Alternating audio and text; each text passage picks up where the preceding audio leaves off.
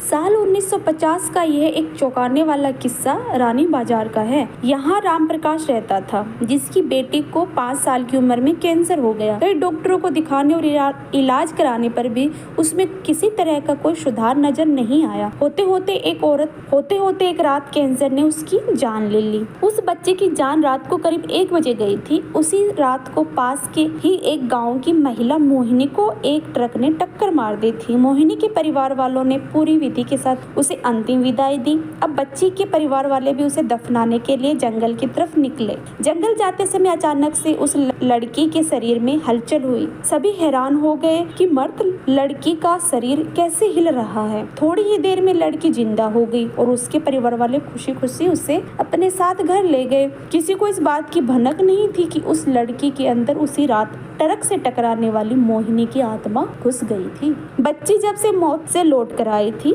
तब से ही उदास और चुपचाप एक कोने में बैठी रहती थी। एक दिन उसकी माँ ने उसे खुद अपने हाथों से खाना खिलाया और मामा के घर लेकर जाने की बात कही। खाना खिलाकर उसे अच्छे से तैयार करके वो उसे अपने मायके ले गई। रास्ते में वो बच्ची जैसे ही उस ट्रक के हादसे वाली जगह पहुंची तो उसने अपनी माँ को कहा कि मेरा गांव इधर है। माँ ने उसकी बातों पर बिल्कुल गौर नहीं किया और उस बात को हंसी में टाल दिया। कुछ ही देर में वो अपनी बेटी के मामा यानी अपने भाई के घर पहुँच गई। 1-2 दिन बाद मामा जी के घर के आसपास ही बच्ची के अंदर घुसी मोहिनी को अपनी पड़ोसन सिमरन दिखी। उसने जोर से उसे नाम से पुकारा। सिमरन ने पलटकर देखा तो एक छोटी बच्ची थी। उसे बड़ी हैरानी हुई कि इस लड़की को मेरा नाम कैसे पता है। तब मोहिनी ने अपने साथ बीती सारी बातें बता दी उसे। उसने कहा कि मेरे परिवार वालों ने मेरी मौत से ही पहले मुझे जला दिया था, इसीलिए मेरी आत्मा भटक रही है। उसी दिन इस लड़की की भी मौत हुई थी तो मैं इसके शरीर में घुस गई। सिमरन ने ये बात अपने गाँव जाकर सबको बता दी। पूरे गाँव वाले उसके रिश्तेदार मोहिनी से मिलने के लिए उसी बच्ची के मामा के घर पहुंच गए।